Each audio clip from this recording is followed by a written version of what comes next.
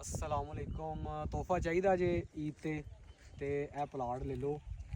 14 कनाल तकरीबन 15 कनाल जगह है, चार दीवारी हुई है, दो पासे कार्नर प्लाट है, ट्यूबल लगा है, रजिस्ट्री इंतकाल वाली जगह है। ते लाहौर के अंदर जे बेदियां रोड के उत्ते मोजा जामन के अंदर इधरों वहा भाई इस साइड तो तकरीबन ਇਹਦਾ 300 प्लस फ्रंट है। ठीक है, एग्जैक्ट ਤੁਹਾਨੂੰ अक्स वगैरह दे ਦਾਂਗੇ, ਉਹਦੇ ਤੇ ਪਤਾ ਚੱਲ ਜਾਏਗਾ। ਤੇ ਇਸ ਸਾਈਡ ਤੇ ਤਕਰੀਬਨ ਜਿਹੜਾ ਹੈ ਨਾ ਇਹਦਾ 210-15 ਫੁੱਟ ਫਰੰਟ ਹੈ।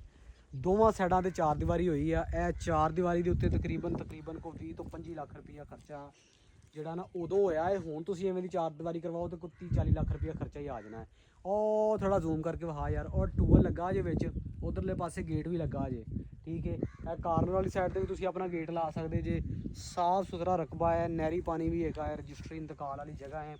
ਸਿਰਫ 20 ਲੱਖ ਰੁਪਏ ਨੂੰ ਕਨਾਲ ਤੇ ਐਵੇਂ 19-20 ਇਹਦੇ ਵਿੱਚ ਵਾਧਾ ਘਾਟਾ ਹੋਣਾ ਜੇ। ਆਲਮੋਸਟ ਫਾਈਨਲ 20 ਲੱਖ ਰੁਪਈਆ ਜੇ।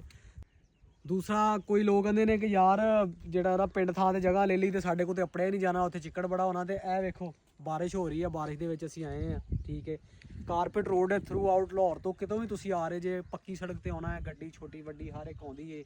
बेहतरीन किस्म का मौसम है, फार्म हाउस बनाओ, इंजॉय करो। लोग बथेरिया इतने डेयरी फार्म हाउस बनाए ने। ठीक है, तो अपना इंजॉय कर रहे हैं। तो बाकी तुसी नंबर आ रहा रबता करो, डिटेल बाकी तुहानू फोन ते दस दांगे।